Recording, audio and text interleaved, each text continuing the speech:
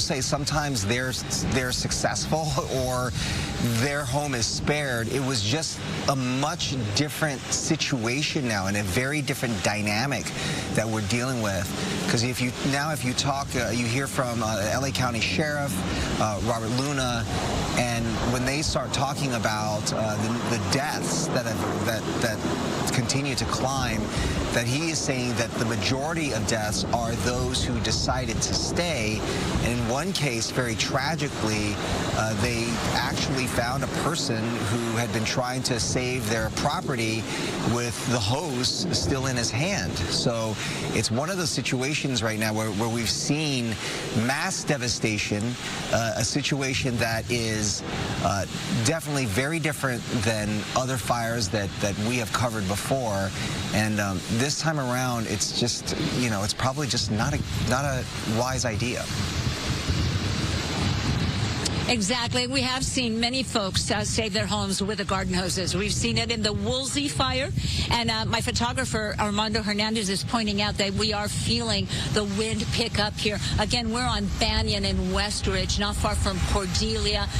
The fire burning just about 2 blocks away from us. And we are starting to feel these wind gusts. And we were saying we have seen many, many people. We've seen bucket brigades save an entire block. Amazing work from neighbors, but not always up against the wind, up against the elements. You heard firefighter Zuniga say this area hasn't burned in a long time. There's plenty of fresh fuel. We did have a lot of rain last year. The area is lush, it's green, and that's always good, but it's always, you always have that fuel that is also ready to burn.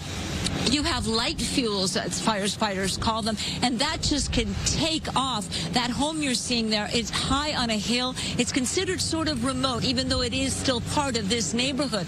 Water on the ground may be an issue. I don't know if you're seeing firefighters on the ground trying to put water on that fire. The higher in the hill, water pressure may be an issue. Again, we saw that in Pacific Palisades. Obviously, part of the investigation into this fire. Once this fire is finally out, we don't know exactly what's happening, what the circumstances are around that house, but unfortunately we are watching a house burn down, and it never gets any easier, and our hearts go out to the folks who call that house home. Absolutely. And, none of us are taking this lightly, what it is to lose your home, because people aren't simply worried about their home. They're not worried about the most material things. They're worried about really important things. Of course, they're worried about, their birth certificates, their documents, photos of family members who have passed away. They're worried about things that are irreplaceable, that, we don't even know about. That is completely understandable. Everyone right now should be worried about their lives, because that is what authorities and officials are worried about right now. They want people to get to safety. It is not safe to be there. If you are not part of any sort of, emergency personnel, you need to get yourself to safety. It's heartbreaking to hear that, there are many people who are still in the area right now. It's heartbreaking. It's scary, actually, to hear.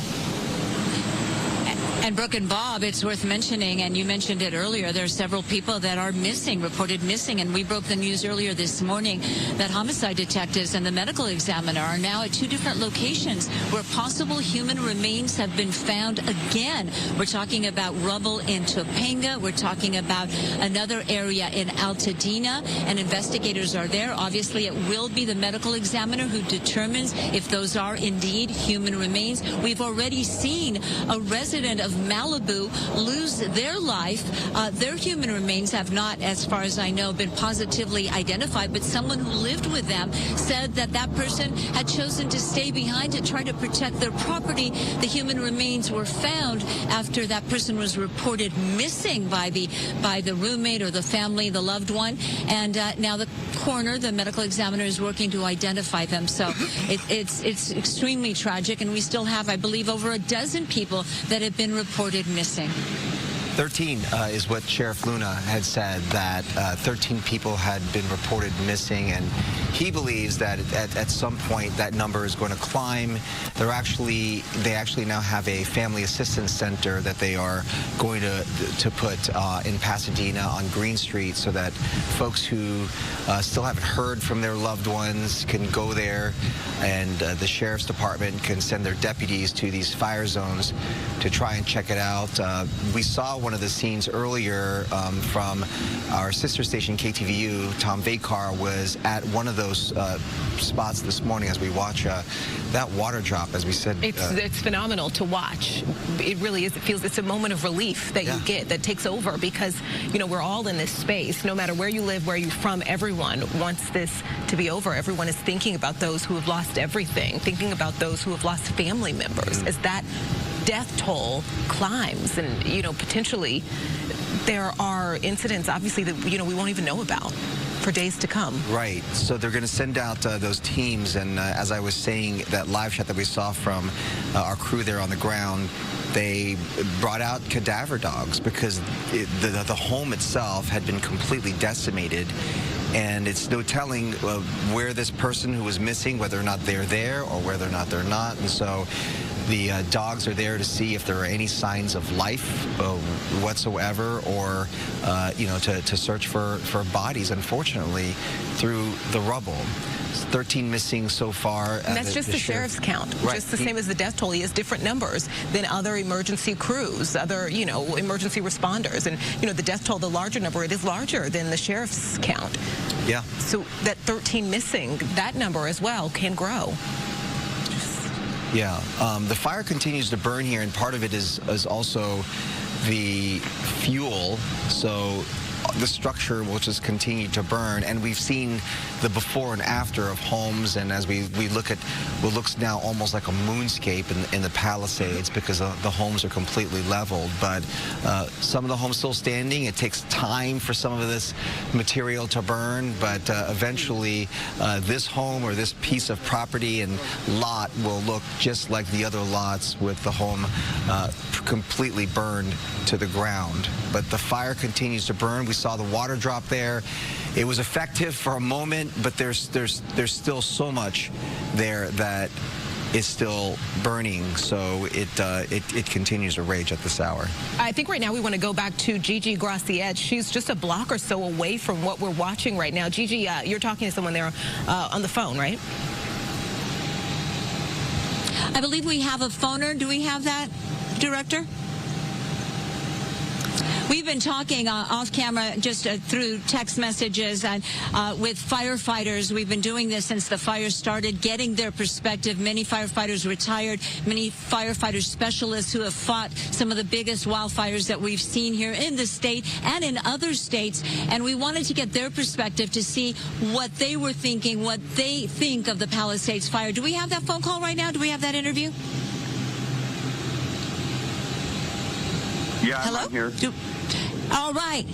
Okay, let me introduce you to retired LA City firefighter Captain Scott Gould, 34 years on LA City Fire. And I know, Scott, you and many retired firefighters have been glued to your television sets. You've been watching this fire. You are watching that home burn right now. Your thoughts as someone who's covered so many of these fires in your 34-year career?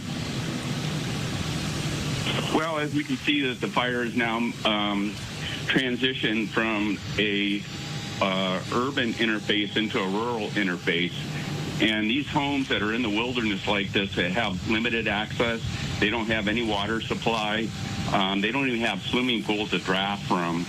So it's almost impossible to be able to mitigate the fire in those situations with those homes. They're going to burn.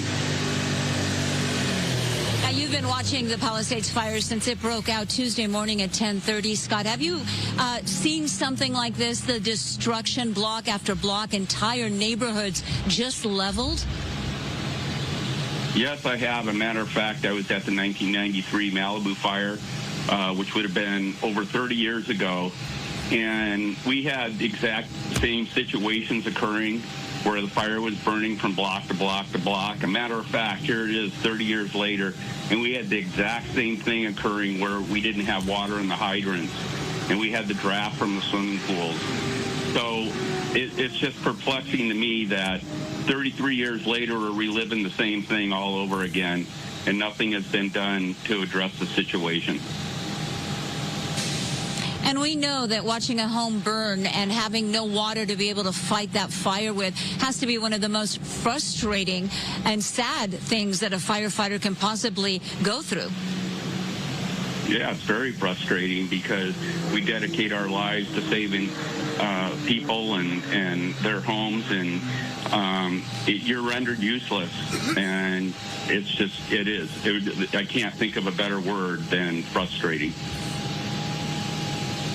Do you take this home with you, Scott? 34 years on the fire lines. I know you've seen it. And I'd like to mention very quickly, firefighter, LA City firefighter, retired now, Scott Gould, actually worked on the Northridge earthquake and helped save so many lives from that collapsed apartment building. You even rescued a child, and I know, sadly, you brought out many bodies, and I know that really took a toll.